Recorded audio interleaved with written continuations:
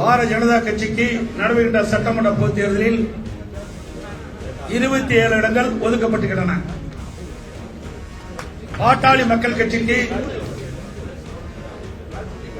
18 சட்டமன்ற தொகுதியில் ஒதுக்கப்பட்டுள்ளன. அம்மா மக்கள் முன்னேற்ற கழக கட்சிக்கு 11 தொகுதிகள் ஒதுக்கப்பட்டுள்ளன.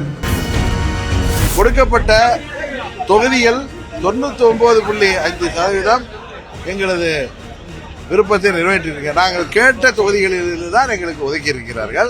We are happy. அங்கதாங்க வெட்டுக்குத்துலாம் நடந்துகிட்டு இருக்கு. அங்க என்ன மன கசப்போட திமுகவுடைய கூட்டணியில கசப்போட தான் இப்ப எல்லாரும் கூட்டணி இதுல இருக்காங்க. யாரும் மன மகிழ்ச்சியோட இல்ல இழுபறியா நாங்கள் நினைக்கல.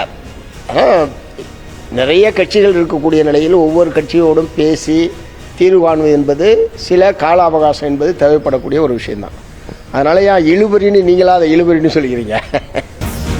கடந்த நாடாளுமன்ற தேர்தலிலே 10 இடம் கொடுத்தவர்களும் 10 வெற்றி பெற்றார்கள், 2 இடம் பெற்றவர்கள் 2 வெற்றி பெற்றார்கள் என்ற நிலையிலே 39 இடங்களையும் திராவிட முன்னேற்ற கழக கூட்டணி வெற்றி பெற்று எல்லா கட்சிகளுக்கும் உரிய இடங்கள் கிடைத்தன. இந்த முறையும் அவர்கள் போட்டியிடும் எல்லா இடங்களிலும் எங்கள் கூட்டணி கட்சி தோழர்கள் அனைவரும் வெற்றி பெறுவார்கள். மற்றவர்கள் விட்டு கொடுக்கும்போது தேமுதிகவும் விட்டு கொடுக்கும். அதில் மாற்று கருத்து இல்லை, அதில் எந்த மாற்று கருத்தும் இல்லை. ஒரு கூட்டணி சக்ஸஸ்ஃபுல்லாக போகணும் அப்படின்னா விட்டு கொடுக்கணுன்றப்போ அவங்களாம் 1-2 விட்டு கொடுக்குறப்போ தேமுதிகவும் விட்டு கொடுக்கும். அதில் மாற்று கருத்து இல்லை. தோல்வி பயம் வந்துருச்சு. ஏன்னா நீங்க எதுவும் மக்களுக்கு செய்யல, வாக்குறுதியை நீங்க நிறைவேற்றல. எல்லா துறையிலும் வளர்ச்சி இன்னைக்கு நம்ம முன்னிலை மாநிலமா இருக்கிறோம். எல்லாத்துலயுமே பிற மாநில பின்தங்கி முன்னிலை இருக்கிறோம். இது யாரும் நாங்க சொல்லல, அண்ணாச்சி சொன்ன மாதிரி நாடாளுமன்றத்திலே ஒன்றிய அரசினுடைய புள்ளியியல் விவரம் சொல்லுது. மக்கள் ஆட்சியாளர்களின் செயல்பாடுகளுக்கு வாக்களிப்பார்களே தவிர மற்ற எதையும் பார்க்க மாட்டார்கள். திராவிட முன்னேற்ற கழகம் ஆட்சி அமைக்கும், உங்களுக்கு எந்த சந்தேகம் தேவையில்லை. திருப்பி 100 தடவை கேட்டாலும் இதுதான்.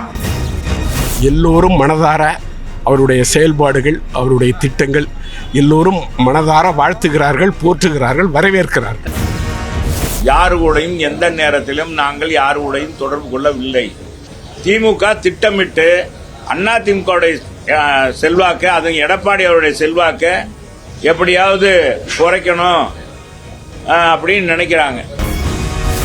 இங்க என்ன குட்டிக்காரன் அடிச்சாலும் எத்தனை அதிமுக கூட்டிட்டு போனாலும் தமிழ்நாட்டில் எடுபடாது. எழுதியிருக்கார்கள், என்னை நம்பினோர் அஞ்சுவதற்கு இல்லைன்ட்டு. அவனை நம்பிதான் இந்த போர்க்களத்துக்கு போறோம். மற்றவங்களுக்கு தேர்தல், எங்களுக்கு இது போர்.